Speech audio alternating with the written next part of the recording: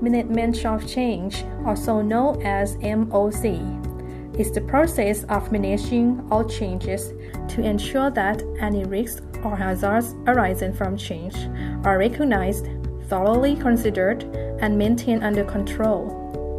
Our MOC goals are to have zero incidents from changes and zero unauthorized change. Before looking further into MOC, let's listen to the case study.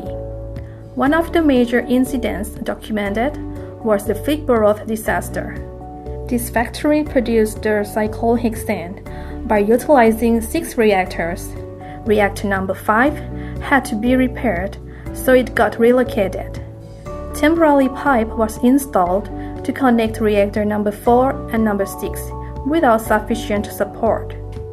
After restarting the facility, the temporary pipe detached itself, sending 50 tons of cyclohexane to atmosphere.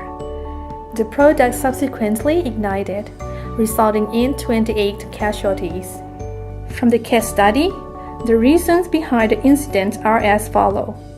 1. Lack of awareness on the hazards from change. 2. Poor material selection and installation. We can see that the root cause led to this incident is from the absence of MOC. If the MOC had been performed properly, the support for temporary pipe would be installed, and the incident surely would not happen. The concept of MOC starts with change, or change that is relevant to process safety. A change can occur in any phase of the project, from design, installation, production to decommissioning. Every type of change may create hazards that could be developed into a major accident event, or MAE. This is why MOC system is crucial to ensure that all hazards and risks arising from change are identified and controlled to as low as reasonably practicable level or allowed. Currently, PTTEP has categorized change into 3 major groups. 1.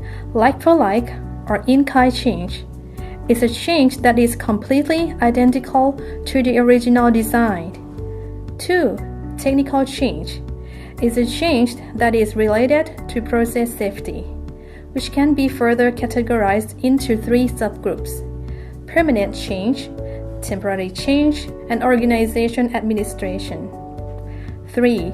Capital project management change is a change that is relevant to major projects or investments, in which the changes are managed separately from MOC. First and foremost, we must understand the contextual background of like-for-like. Like-for-like or in-kind change is a change that is completely identical to the original design, such as changing equipment in case of deterioration and replacing it with a new equipment with the same specifications, design, and conditions. This is considered as like-for-like and does not require any MOC. Other examples for like-for-like are substituting a valve, piping, and a flange to the old one with identical designs, material, and rating. For rotating equipment, if the new pump has the same pressure level with the same material and rating, then MOC is also not required. Second group of change is a technical change, which is a change that is related to process safety and required a MOC. The first subgroup is permanent change. Second subgroup is temporary change, and the third subgroup is organization and administration. Permanent change, which is divided into permanent modification and deviation to standards and codes. Temporary change is divided into temporary modification and deviation. There are 4 types of deviation: downgraded situation, derogation, which will be explained later. In addition, the last subgroup is organization and administration, which has an influence on process safety as well. permanent change is a type of change that is persistent and has two parts to it. The first part is permanent modification, which is permanent alteration to the design, such as changing the operating philosophy or changing the size or type of the pump, for instance.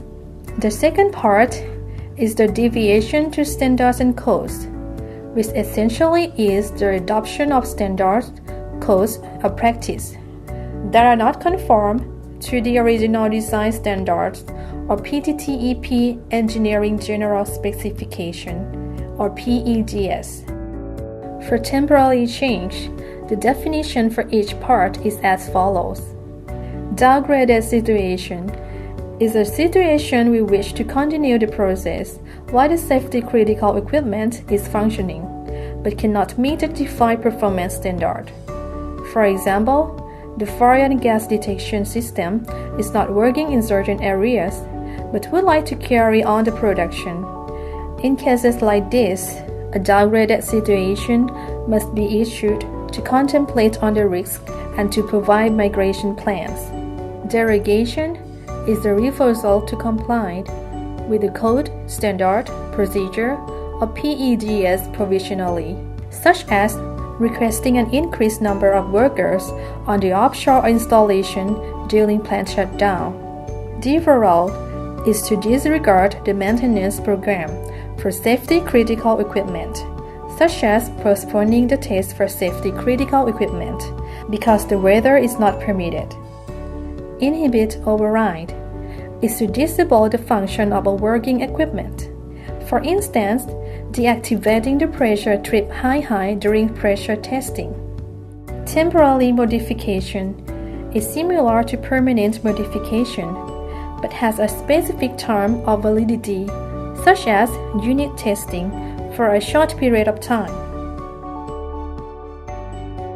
In situations that the technical changes are made but no MOC was performed, or when you are in doubt about MOC, let your supervisor know or email us at corporateprocesssafety@pttep.com. Finally, PTTEP would like to emphasize that our MOC goals are to have zero incident from changes and zero unauthorized change. Thank you for watching.